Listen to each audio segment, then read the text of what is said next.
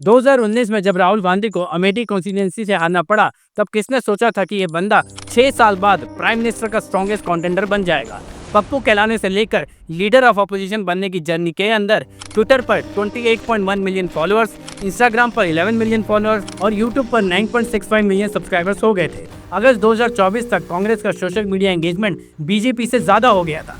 राहुल गांधी की monthly follower growth rate Instagram पर 30% था, जबकि मोदी का -5% से डिक्लाइन हो रहा था।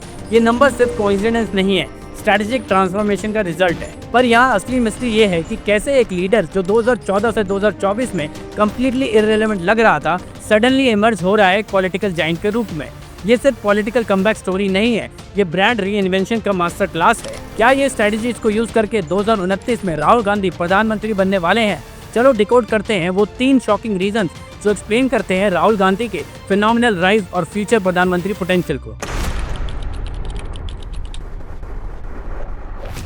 सबसे पहला और सबसे ड्रामेटिक चेंज है राहुल गांधी का complete image transformation. Marketing experts भी सैल्यूट कर रहे हैं इस लेवल की रीब्रांडिंग को। Expert N Chandramouli, CEO TRA research, clearly कहते हैं राहुल गांधी ने अपनी छवि को अपमानजनक पप्पू लेबल से उठाकर एक गंभीर स्ट्रॉन्ग नेता के रूप में प्रेजेंट कर दिया है। ये चेंज ओवरनाइट नहीं हुआ है, सिस्टमैटिकली 5 साल का प्रोसेस लगा है इसके पीछे। एक्सपेंसिव सूट्स को छोड़कर simple white T-shirt, black trouser, sports shoes पहनने से राहुल गांधी का रिलेटिबिलिटी फैक्टर काम आया है। फिटनेस पर फोकस करके राहुल गांधी का लुक एक एजाइल और एनर्जेटिक लीडर की तरह बन रहा है एज कम्पेयर टू मोदी, जिनकी एज हो चली है। राहुल गांधी की पार्लियामेंट्री स्पीचेस अब और क्लियर और एग्रेसिव हो गई हैं। अनडिस्कस पर्टिनेंट मुद्दों पर फियरलेस आवाज उठाने लगे हैं राहुल गांधी। अंबानी वेडिंग के दौरान राहुल गांधी ने एक ऑर्डिनरी सिटीजन की तरह पिज्जा आउटिंग करी, जबकि बाकी सारी नेता लोग अंबानी वेडिंग अटेंड कर रहे थे। इस स्ट्रेटेजिक PR मूव ने राहुल गांधी को यंग इंडियन से कनेक्ट कर दिया। दूसरा मेजर फैक्टर है राहुल गांधी का on ground political strategy through massive yatras like Bharat Jodo Yatra. ये सिर्फ पब्लिसिटी स्टंट नहीं था, ये एक साइंटिफिक वोटर आउटरीच प्रोग्राम था। राहुल गांधी ने भारत जोड़ो यात्रा में कन्याकुमारी से कश्मीर तक 4080 किलोमीटर की जर्नी पैदल करी ताकि लोगों से फेस टू फेस इंटरेक्शन कर सके।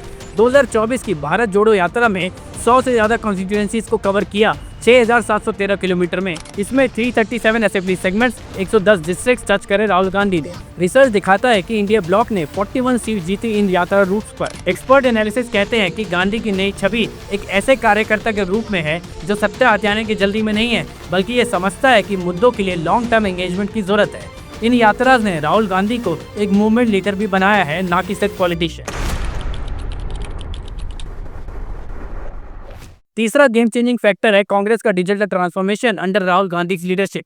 इस एरिया में बीजेपी की 10 साल की मोनोपोली ब्रेक हो गई है। पिछले 1 साल में राहुल गांधी के इंस्टाग्राम पे 30% मंथली ग्रोथ हुआ है, जबकि मोदी का -5% है। राहुल गांधी के ट्विटर पे 61% मंथली ग्रोथ है, जबकि मोदी का 0% है। राहुल गांधी के यूट्यूब पर 12% मंथली ग्रोथ है, जबकि मोदी के -3% है। राहुल गांधी यूट्यूब पर लॉन्ग फॉर्म और शॉर्ट फॉर्म वीडियो दोनों बनाते हैं। इंस्टाग्राम पे रील्स और स्टोरीज भी बनाते हैं ताकि जेनजी ऑडियंस को टारगेट किया जा सके। पॉलिटिकल सटायर कंटेंट बनाते हैं जो यूथ के साथ कनेक्ट करते हैं। यात्रा और डेली एक्टिविटीज के बिहाइंड द सीन्स तक भी शेयर करते हैं राहुल गांधी। एक्सपर्ट एन चंद्रमौली कहते हैं राहुल गांधी डिजिटल मीडिया पर फोकस कर रहे हैं, जबकि मोदी ट्रेडिशनल मीडिया पर फोकस कर रहे हैं, और ट्रेडिशनल मीडिया से इंडियन यूथ का विश्वास उठ चुका है।